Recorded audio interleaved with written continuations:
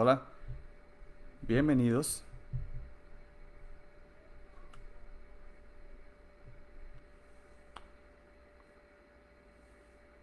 Hola, bienvenidos.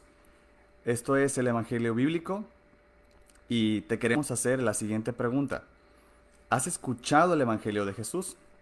Si la respuesta es no, o si crees haber escuchado el Evangelio de Jesús, pero no estás completamente seguro, quédate con nosotros este día en nuestra primera transmisión en vivo a través de este canal para descubrir el Evangelio de Jesús en esta serie llamada A través de la Biblia, que estaremos viendo eh, paralelamente con la carta a los Gálatas que Pablo escribió hace ya más o menos 2000 años.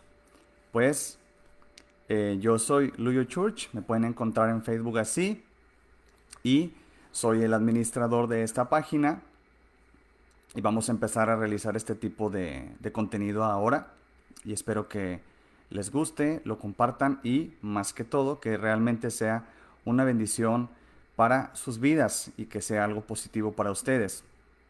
Y pues muy bueno, lo primero que quiero decirles es que yo había realizado un video que por algún motivo tenía un problema del audio y después tenía otro problema respecto a la edición, entonces decidí volver a empezar y esto lo voy a hacer más bien como un resumen de la primera parte de Gálatas que ya había planeado subir a este medio, pero por algún motivo no lo pude hacer. Entonces, lo que dije al principio fue que te pregunté si tú habías escuchado el Evangelio de Jesús y dije que vamos a estar descubriendo la respuesta a esta pregunta a través de la carta a los Gálatas. Y justamente eso es lo que vamos a hacer. Pero para poder adentrarnos hacia la carta a los Gálatas tenemos que ver algunas bases antes para poder realmente entender qué es lo que está pasando en la carta a los Gálatas que escribe Pablo. Y lo primero que vemos en la carta a los Gálatas es que tenemos que entender, si fuéramos a resumir la carta a los Gálatas, es una carta en donde Pablo está defendiendo la verdad del Evangelio de Jesús ante los ataques internos y externos que ésta tenían personas que estaban buscando distorsionar el mensaje del Evangelio de Jesucristo a través de agregarle cosas a este Evangelio. Ahora, esto es muy serio. En la iglesia primitiva, las primeras iglesias que fundaron los apóstoles, discípulos de Jesús, no se les conocía como los cristianos o no se le llamaba el cristianismo, pero ellos se denominaban los de el camino. Vemos esta referencia en, por ejemplo, el libro de los Hechos y a través de la historia, en donde se refiere a los cristianos como los de el camino.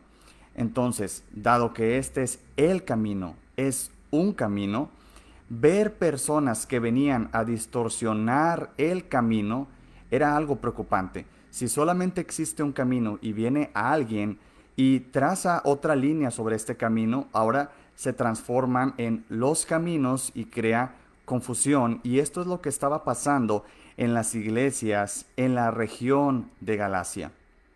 Entonces, para poder entender todo el estudio del Evangelio a través de los Gálatas, de la epístola de los Gálatas, tenemos que tener tres bases fundamentales. La primera base es entender si Dios existe o no existe.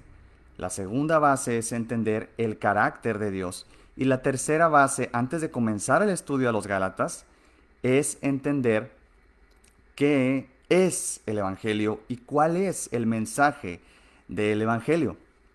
Entonces, en la primera parte acerca de si Dios existe, hay obviamente muchísimas cosas que podemos decir al respecto, muchos estudios que podemos mostrar al respecto, y yo elegí solamente uno para ponerlo sobre la mesa, porque simplemente vamos a hacer un recorrido jet por en medio de estas bases tan importantes. ¿Cuál es el mensaje de Dios? ¿Cuál es el carácter de Dios? Y si Dios existe o no existe. Son temas demasiado grandes que no podemos verlos de una manera rápida, pero solamente daremos un pequeño vistazo. Y en ese pequeño vistazo lo primero que vemos es la existencia de Dios. Y yo propongo el argumento cosmológico Kalam propuesto por el doctor William Lane Craig para la existencia de Dios. Y básicamente el argumento cosmológico Kalam dice que todo lo que comienza a existir tiene una causa e identifica a Dios como el causante de esa causa. Dios es la causa sin causa.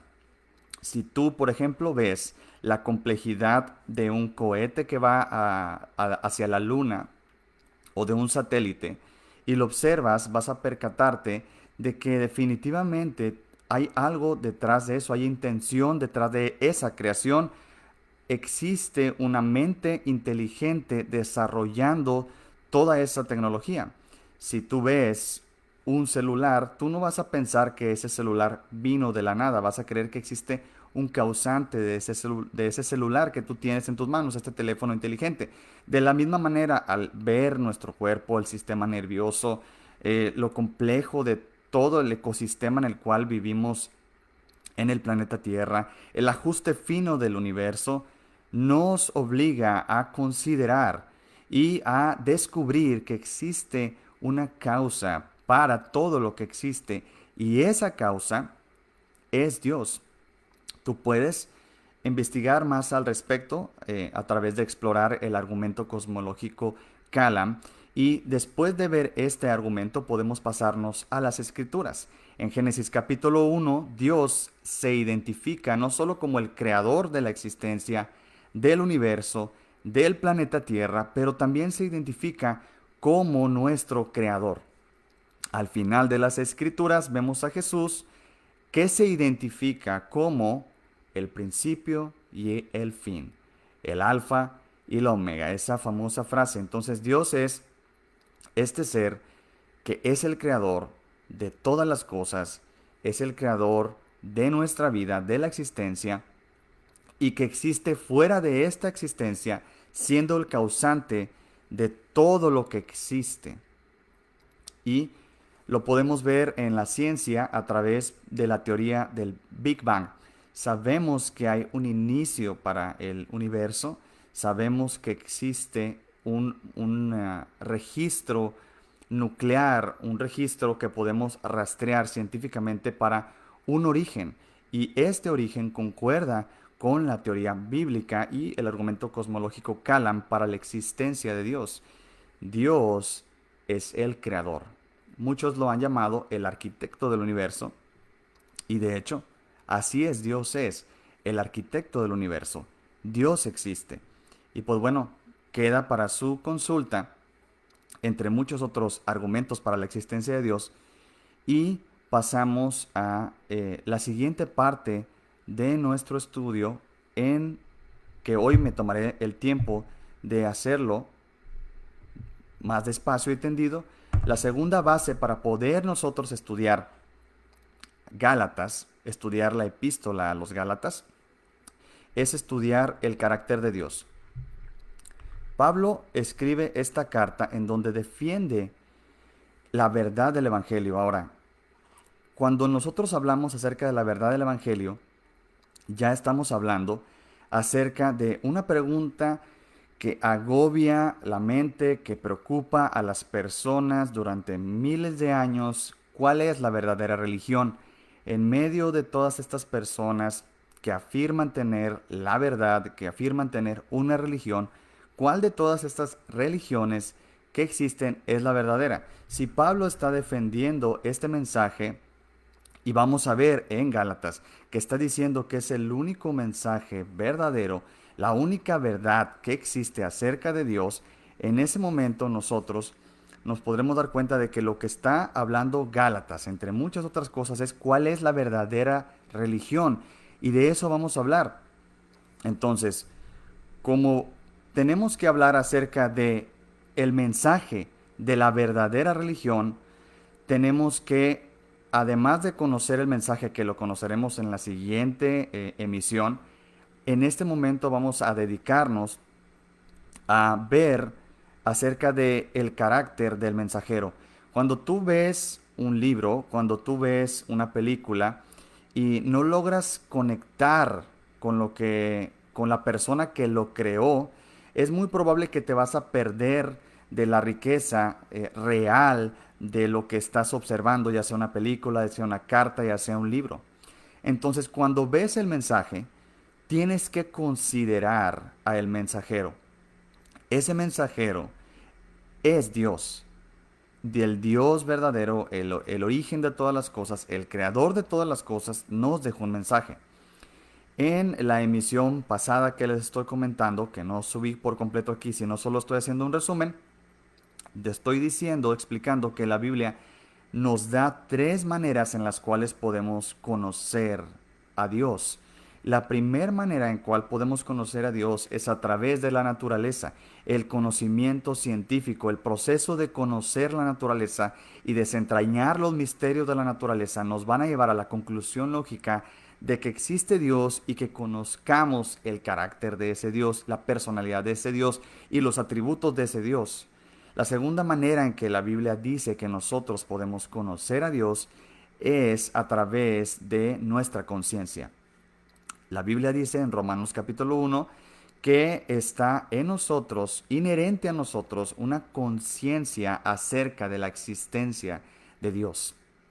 Y la tercera manera en la cual nosotros podemos conocer a Dios es a través de un mensaje específico que Dios tiene para nosotros. Si tú quieres escuchar a Dios, en este momento tú dices, yo quisiera escuchar a Dios en mi vida, déjame te digo que Dios ya te está hablando y hay un mensaje específico de Dios para ti y está en la Biblia. Y ese mensaje lo vamos a conocerlo, vamos a escucharlo, vamos a estudiarlo y por eso esta serie se llama A través de la Biblia. A través de la Biblia vamos a conocer a Dios, vamos a conocer su mensaje específico para nosotros. Entonces, ya que es importante que nosotros conozcamos al mensajero, para poder comprender el mensaje tenemos que hablar acerca de el carácter de Dios. Ahora, antes de hablar del carácter de Dios, tenemos que hablar acerca de algo muy importante acerca de Dios, que es sus cualidades. Las cualidades de Dios son una parte muy importante, obviamente, de quién es Dios. Y podemos hacer de esto una lista interminable de cualidades de Dios, pero vamos a abordar las más importantes cualidades de Dios para poder avanzar efectivamente hacia Gálatas, que es nuestra finalidad, que lo haremos en las próximas semanas, estar abordando el tema de la carta a los Gálatas. Y vamos a ver las cualidades más importantes que tiene Dios. Y una de ellas es su omnipresencia. Quiere decir que Dios está en todos lados. Después de eso también tenemos la omnisciencia de Dios, lo cual significa que Él sabe todas las cosas, lo que pasó, lo que va a pasar, lo conoce todo de una manera perfecta. Tenemos también la omnipotencia de Dios. Y en la omnipotencia de Dios está el hecho de que Él no tiene ninguna clase de límites en su poder.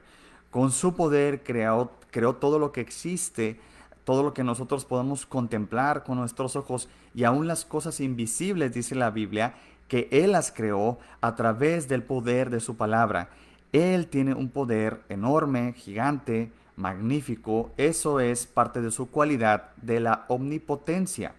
También otra que probablemente para mí es la más importante, y todos los filósofos y teólogos, casi todos, recaen en que esta es la parte más importante acerca de Dios en sus cualidades, es su autoexistencia. Eso quiere decir que Dios no necesita nada para existir. Él no necesita aire para existir, no necesita el planeta Tierra para existir y tampoco te necesita a ti para existir. Nosotros somos contingentes, pero Dios es autosuficiente. Él no necesita nada que esté fuera de sí para existir. Y precisamente esto todas estas cosas podemos sumar y podemos llegar al resultado en que Dios es el ser verdaderamente perfecto. Todo lo sabe, tiene todo el poder, está en todos lados, no necesita nada para existir existe por Él mismo. Él es perfecto. Dios en su cualidad inherente es perfecto. Ahora muy bien, una vez que vemos las cualidades de Dios, entonces podemos hablar del carácter de Dios.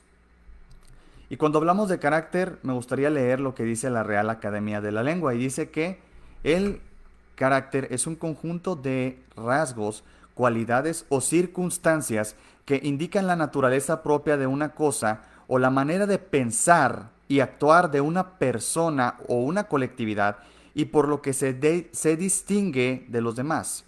Entonces, hablar acerca de las cualidades de Dios nos llevan a conocer su carácter, su manera de pensar. ¿Y por qué digo esto? Muy bien, vamos a pensar así. Si Dios conoce todas las cosas y si las conoce perfectamente, su omnisciencia, su cualidad de omnisciencia, entonces nosotros sabemos que Dios nunca se va a equivocar. Dios nunca va a equivocarse al tomar una decisión.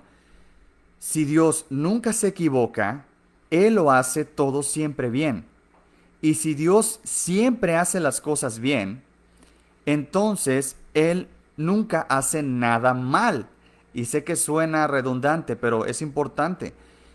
Si Dios nunca hace nada mal, nunca hace nada malo, y entonces si hace todo bien, Él siempre es bueno. Y aquí tenemos la primera parte muy importante acerca del carácter de Dios, que emana de sus cualidades.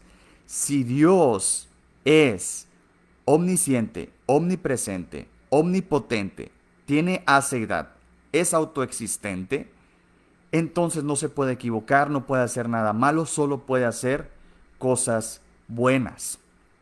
Ahora, estas características de Dios son especialmente difíciles de comprender para nosotros porque nosotros los humanos no tenemos estas características. Ahora, muy bien, una de las cosas que se me podría debatir sería que yo acabo de decir que en el carácter de Dios está el ser bueno. Él es perfectamente bueno. Entonces tú vas a poder decir a lo mejor que tú eres bueno o conoces a una persona que ha sido buena o a través de la historia encontramos algunas figuras de la historia que podemos catalogar como buenas. Pero esto es solamente porque nos gusta pensar. Nos gusta de hecho pensar que nosotros somos buenos. Pero si esto es cierto, vamos a explorar. Vamos a explorar este concepto de que si nosotros somos buenos o no, para poder entenderlo bien. ¿Y cómo vamos a nosotros a explorar este concepto de si somos buenos o no somos buenos? Lo que vamos a hacer es que vamos a compararnos a nosotros mismos, a la humanidad, a nosotros como seres humanos, y vamos a compararnos en nuestra bondad con Dios.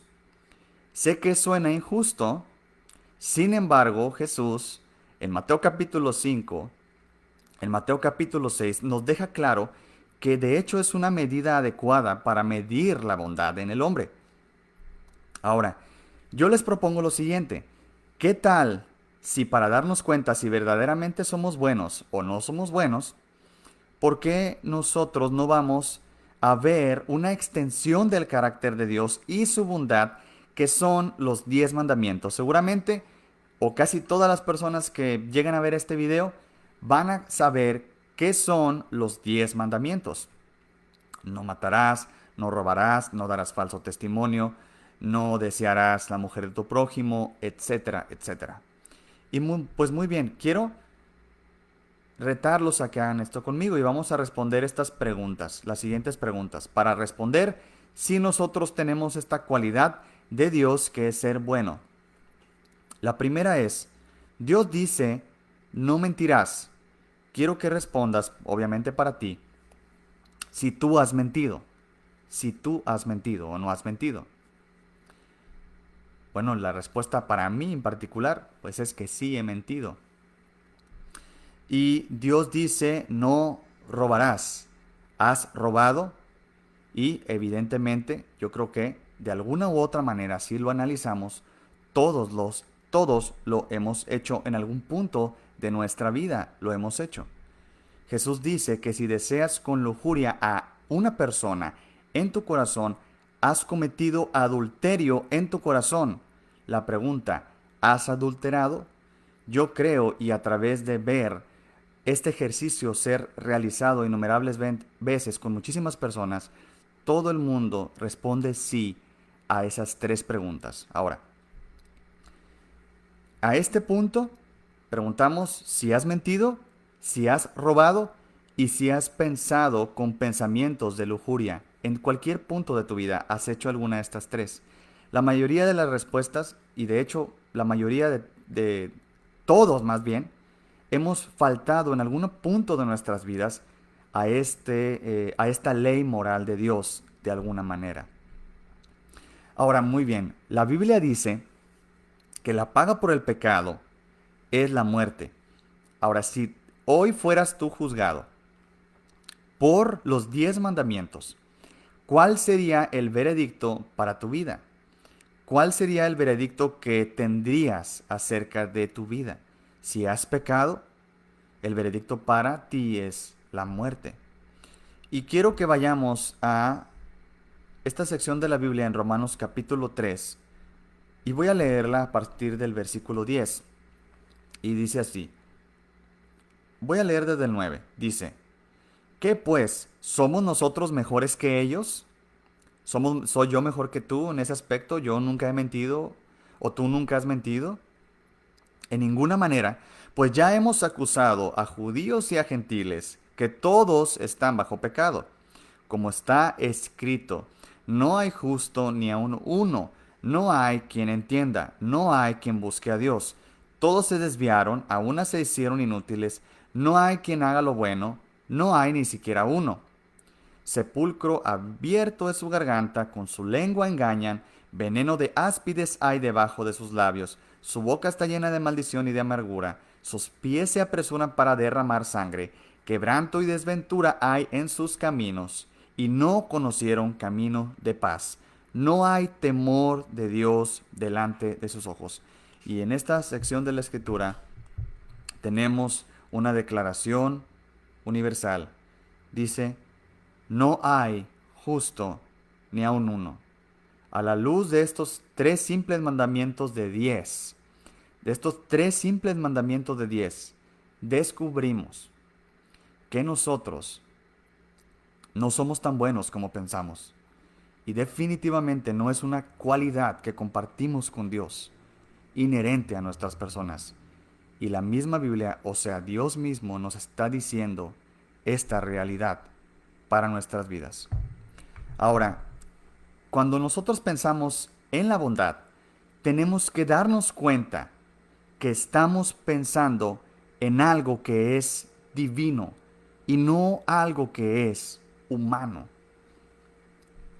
Cuando pensamos en la bondad de Dios y cómo interactúa con sus cualidades, tenemos que percatarnos de que estamos hablando de algo que la Biblia lo define como santidad.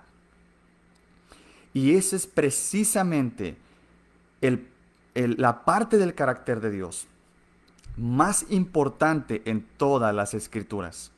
En todo el mensaje de Dios para nosotros, Él se revela más que ninguna otra cosa como una persona santa, una persona que es perfectamente santa. Dios, en su palabra, en Isaías capítulo 6, nos podemos percatar de que Él se define, se descubre y se revela a sí mismo como alguien que es santo, santo, santo. Esta repetición de palabras es muy común en la literatura judía. los judíos utilizan la repetición en vez de utilizar los signos de exclamación. Nosotros en Latinoamérica, ¿verdad? Y en las zonas en donde utilizan el alfabeto moderno, utilizamos los signos de exclamación para mostrar en alguna frase algo de emoción, pero los judíos utilizan la repetición. Ahora, Dios dice que Él es santo, santo, santo. Dios no dice que Él es poderoso, poderoso, poderoso, aunque Él es todopoderoso. Pero Dios no va a saber que diga eso. Dios no dice que Él es conocedor, conocedor, conocedor. Pero Él dice que Él es santo, santo, santo. Y como podemos ver, la santidad de Dios es algo, como vimos a través de este ejercicio que hicimos de preguntarnos y compararnos con la ley de Dios, nosotros no tenemos esa parte de Dios en nosotros, esa parte del carácter de Dios en nosotros. Esta perfección de Dios en su bondad es lo que llamamos santidad. Nosotros podemos ver en 1 Samuel, en el Antiguo Testamento, en el capítulo 2, en el versículo 2, que dice: nadie es santo como tú, Señor. Fuera de ti no hay nadie. Ahora, quiero que podamos juntos hacer un ejercicio de imaginación. Si puedes acompañarme y tratar de utilizar todos tus sentidos para imaginarte el siguiente evento. Ahora, quiero que te imagines que un hombre entra a tu casa a robarla. Y este hombre se lleva todo lo que tienes de valor, se lleva un dinero que tenías ahí.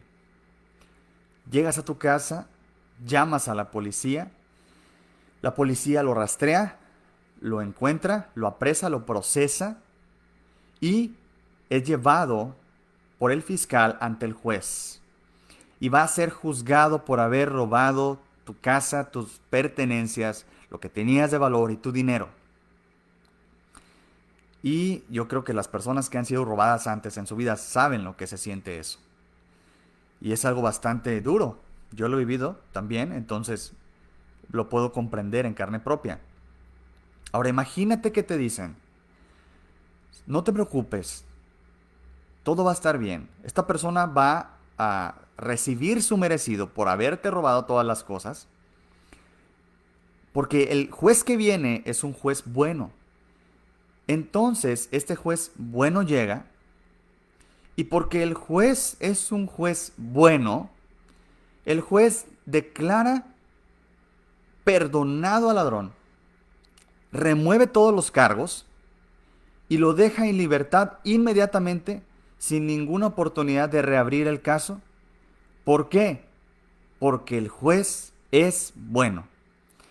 Evidentemente, yo les quiero hacer la pregunta, ¿verdad? Más bien dicho, ¿es esto correcto? ¿Este juez es bueno? ¿Realmente este juez es bueno?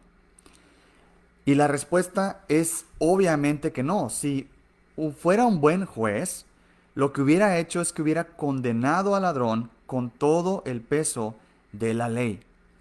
Pero ojo aquí, porque esto justamente lo que acabamos de hacer es lo que nosotros queremos hacer con Dios cuando queremos definir la bondad de Dios.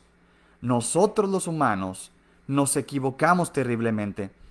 Por ejemplo, yo te digo hoy, seguramente alguien me va a estar escuchando, me va a estar viendo y lo va a estar pensando. Si yo te digo hoy, si hoy fueras al cielo, hoy mueres, vas al cielo, Dios te va a juzgar, ¿qué va a pasar? ¿Vas a ir al cielo o vas a ir al infierno? ¿Tienes cielo o infierno? ¿Hiciste bien o hiciste mal? Etcétera, este tipo de cosas. No me quiero meter demasiado en el tema, pero mucha gente va a decir, bueno, si Dios existe, yo cuando llegue al cielo le voy a pedir perdón y como Él es bueno, pues Él simplemente me va a dejar entrar al cielo porque ya ahí yo lo voy a estar viendo y le voy a pedir perdón. El problema con eso es que implicaría la idea que acabo de proponerles. Un juez que no hace juicio, un juez que no hace el juicio al que quebrantó la ley, no es un buen juez. Y acabamos de ver que por las cualidades de Dios, en su carácter, Él es perfectamente bueno. Él es perfectamente santo. Él nunca se va a equivocar. Muchas veces nosotros rompemos la ley de Dios y esperamos recibir una palmadita en la espalda y un pequeño reclamo de parte de Dios insignificante sin ninguna consecuencia. Y decimos que es así porque Dios es bueno. Y como acabamos de ver, eso es una contradicción. Un buen juez juzgaría al ladrón. Lo que pasa con el carácter de Dios y su potencia es que lo posiciona a Él como la máxima autoridad en cada dimensión existente. Eso lo designa a Dios automáticamente como nuestro juez. Ahora, es el mejor juez que pudieras tener. No se va a equivocar en su juicio. Es un juez perfecto, es un juez santo. Y deberíamos de estar alegres. Pero a la vez es algo complicado. Imagínate que realmente tú sabes que estás mal. Imagínate que realmente tú sabes que estás equivocado en lo que tú haces, que has mentido, que has robado, que has adulterado en tu corazón, y que tú sabes que el juez que tienes es bueno, no en la definición humana de lo bueno, pero en la verdadera definición de lo bueno, que es lo que Dios define como bueno. Entonces estamos en graves problemas. Juez no es una palabra que queremos usar con Dios. De hecho, generalmente la gente dice, y a veces hasta contradictoriamente muchos dicen, bueno, Dios no me va a juzgar. Dios, yo creo que en todo caso me va a perdonar. Y otras personas también en las mismas frases, y los he escuchado utilizarlas, dicen, y últimamente la única persona que me puede juzgar es Dios. Entonces, quieren que la única persona que los juzgue es Dios, pero no se dan cuenta que es el juez más complicado que te puedas enfrentar en toda tu existencia. Y lo he escuchado en la misma frase. Ahora, las teorías en el siglo XVIII acerca de la existencia de Dios por las personas que defendían el ateísmo, aquellas personas que creían que Dios no existía, en el siglo XVIII se estaban preguntando, si Dios no existe, ¿por qué motivo hay tantas personas que creen en Dios? Y la manera en que respondieron estos hombres en el siglo XVIII fue elaborando esta teoría. Ellos dijeron lo siguiente, bueno, el hombre se encontraba ante la naturaleza en su ignorancia y se daba cuenta que la naturaleza era destructiva. Y ellos vieron todos estos poderes destructivos que no tenían personalidad, como la lluvia, como la montaña, los volcanes, y le atribuyeron una personalidad a estos eventos naturales para poder debatir con ellos, para poder decirle a la lluvia, cálmate, te voy a ofrecer un sacrificio, y entonces era el dios de la lluvia.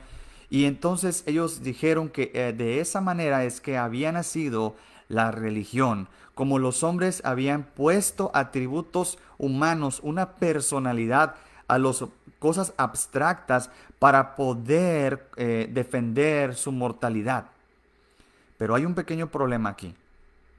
Hay algo que los pensadores del siglo XVIII no tomaron en cuenta.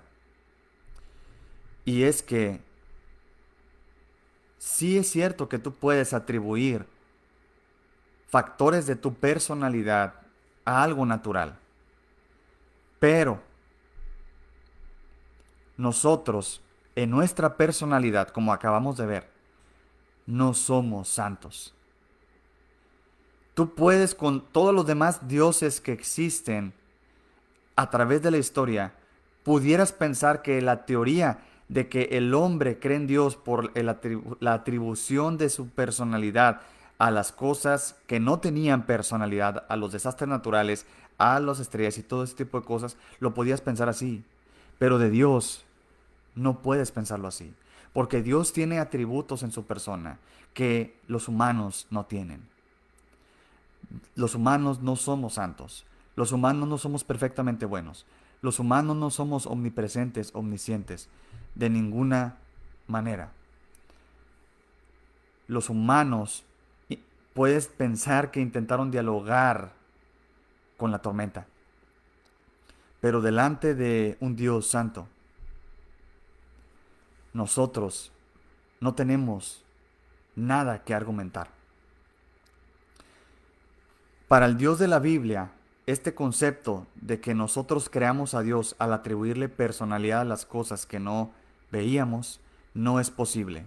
Porque todavía hasta hoy batallamos para reconocer su santidad y su justicia, porque son cosas que nosotros no poseemos. Entonces, ante la realidad de que Dios es santo, no podemos utilizar ese argumento. Dios existe, Él es todopoderoso, Él nunca se equivoca. Eso lo hace santo y juez, lo hace mi juez, juzgará mi maldad y no la dejará sin efectos.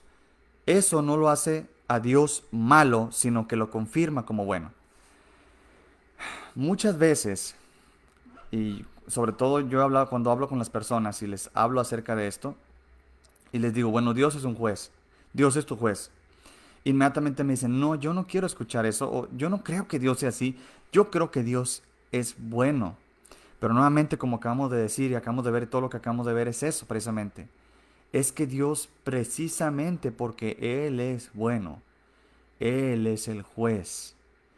Precisamente porque Él es bueno, no va a dejar sin juzgar. Esto debe traernos esperanza, porque en el juicio final que vemos en las Escrituras, vemos a Dios juzgando a toda la maldad. Todo acto de maldad será juzgado ultimadamente por Dios. Y absolutamente no habrá nada.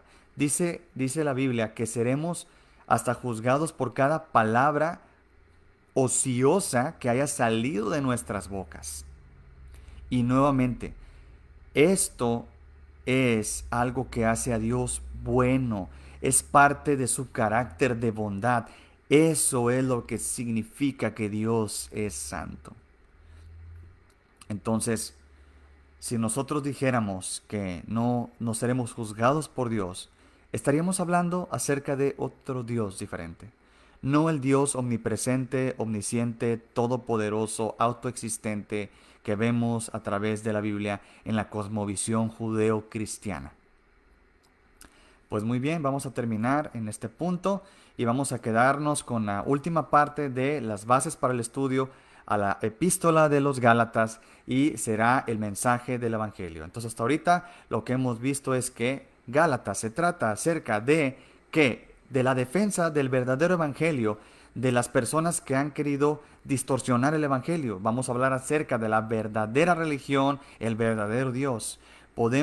Para poder ver este mensaje tenemos que entender que primero que nada Dios existe y lo podemos ver a través de la naturaleza, nuestra conciencia y a través de las escrituras.